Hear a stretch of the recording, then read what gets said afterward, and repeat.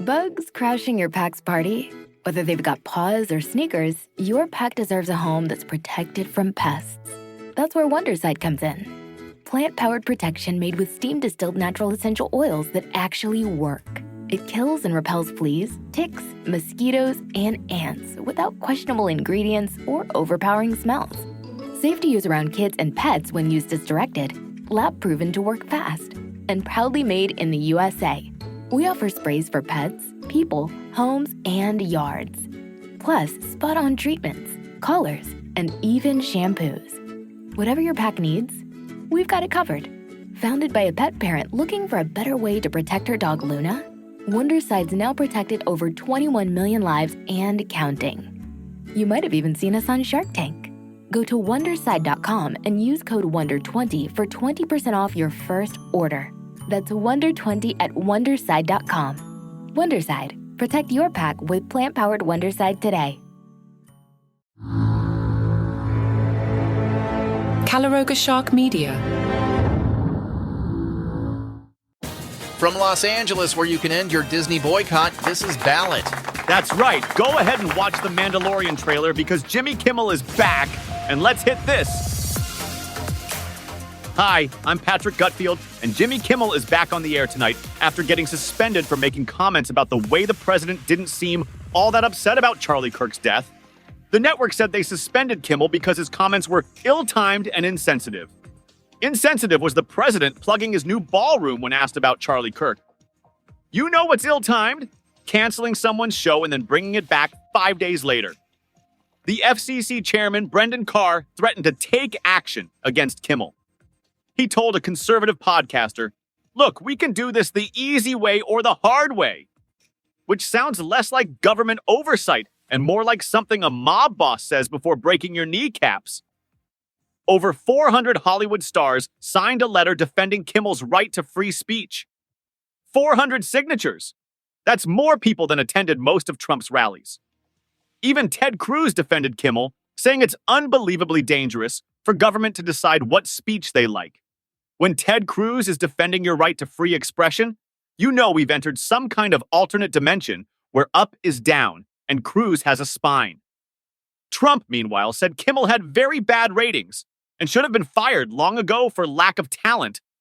This from a man whose own show got canceled after one term in office.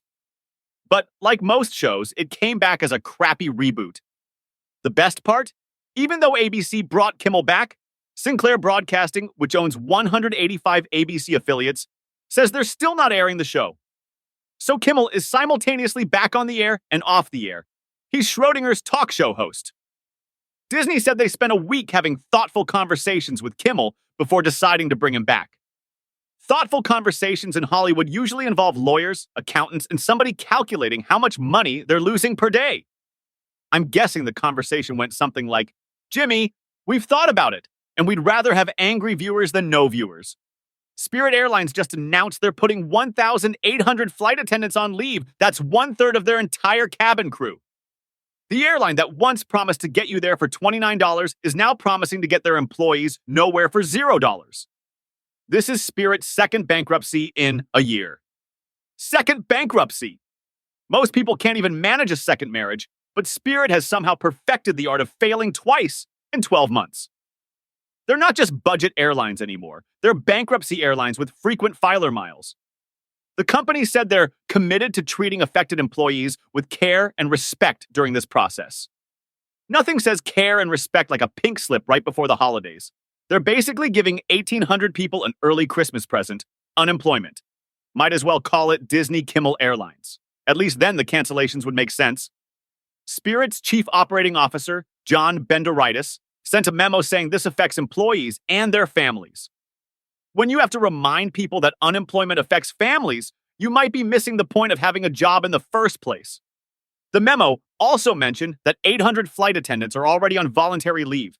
800 people voluntarily left their jobs at an airline. That's not employee flexibility. That's a mass exodus. When that many people volunteer to stop working for you, maybe the problem isn't the market conditions. Spirit rose to become one of the most polarizing budget airlines in America. Polarizing is a nice way of saying half their customers love the cheap fares and the other half wanted to set the planes on fire. They charged extra for everything: carry-on bags, seat assignments, oxygen. Okay, maybe not oxygen, but give them time. The airline blamed their troubles on major carriers offering competing bare-bones fares. So Spirit's business model was copied by everyone else, and now they're shocked that competition exists? That's like McDonald's being surprised that other restaurants started selling hamburgers. They also mentioned problems with jet engines used widely in their fleet. When your entire business strategy depends on engines that don't work properly, maybe it's time to reconsider your business strategy. I personally prefer my planes stay in the sky. Call me old-fashioned.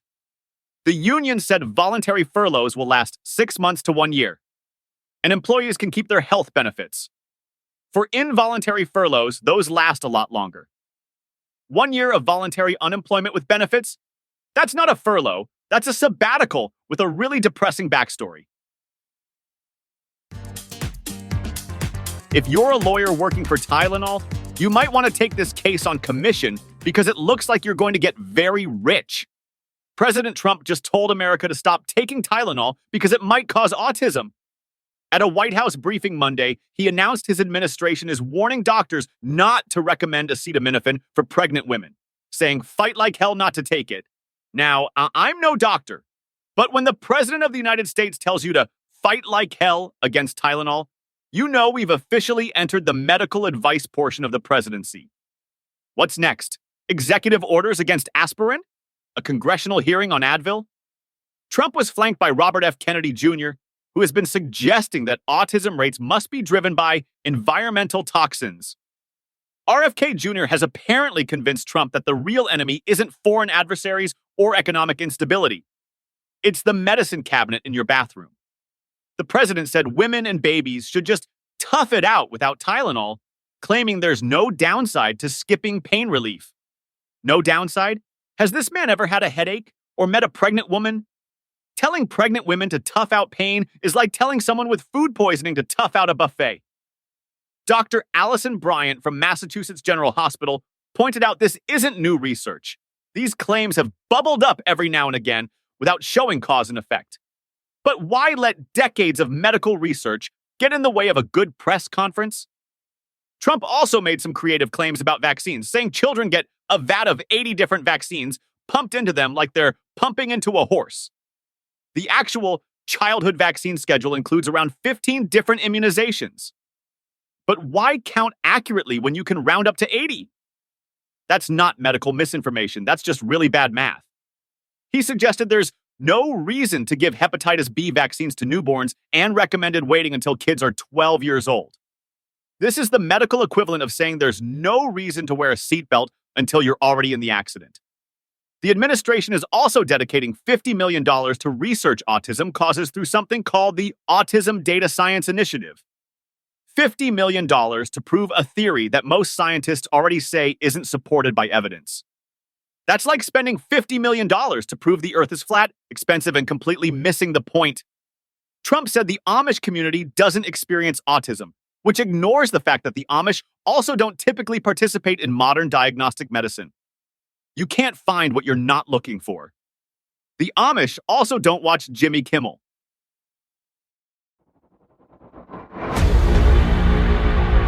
You can call me James. I spent 23 years designing aircraft that officially don't exist for agencies you think TV made up. Until I started asking the wrong questions. Navy ships are recording objects moving at impossible speeds. Infrastructure is failing in coordinated patterns. The moon looks smaller than it did 10 years ago. None of this is a coincidence. The official explanations don't add up. This is Paranormal Aliens, where we connect the dots they don't want connected. If you're hearing this, you know where to get podcasts. Follow Paranormal Aliens. New episodes weekly until they shut me down.